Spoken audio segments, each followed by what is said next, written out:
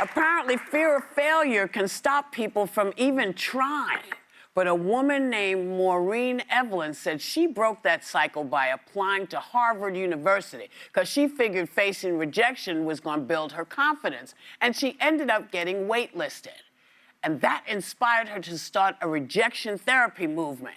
That's become a viral TikTok trend of people putting themselves out there, out of their comfort zones. What do you think of that? Every day on this show is rejection therapy for me. No, but seriously, I walk out and I know I'm going to say something that a lot of the table disagrees with and a lot of the audience does. And I think it's made me a better communicator in the sense that I don't do it in a way that I'm trying to, that's forcing it down someone's throat, and that's acknowledging people might see things differently. So I recommend it. You got to force yourself into uncomfortable places. Well, I agree with fear of failure, but I always say failure is less weight to carry than regret for not trying. So as scary as it can be, I'd rather not regret it. Yeah. You learn more from failure than you learn from success. But Joy said something interesting that I'm still curious about. You, during our Hot Topics meeting, you said that there is also a fear of success that people have, and that you learn from that. Well, what is that about? A fear of success is that your life is going to change. So you become famous overnight, let's say, or it seems like it's overnight. All of a sudden, your relationship with your parents changes, with your children, with your husband, with your wife. So that's the fear. You don't want to disrupt. I think that that's what the fear of success is. Listen, you want to fear rejection? Get on, do some stand-up comedy.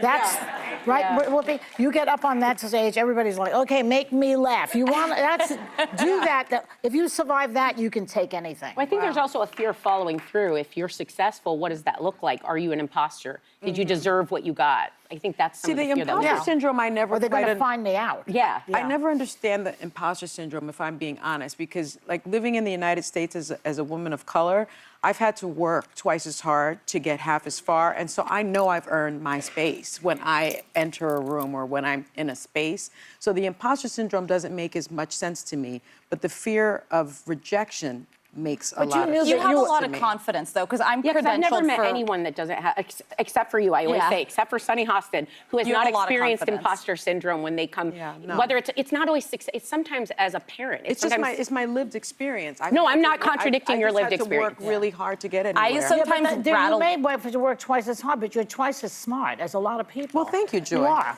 So I think I'm not being facetious here. You are smart. And so that helps too. Personally, I don't care if you reject me. Right. I'm not going anywhere. I don't care. Because I'm here. Amen, sister. Yeah, I don't care if you reject me. That doesn't mean anything. All that means something is where I take myself, who I am. And I'm not letting anybody I don't know, anybody who's not paying my rent, anybody who's not paying my car note, I'm not letting them make those decisions about who I am. I make those decisions. You make those decisions. You too. And you. And you.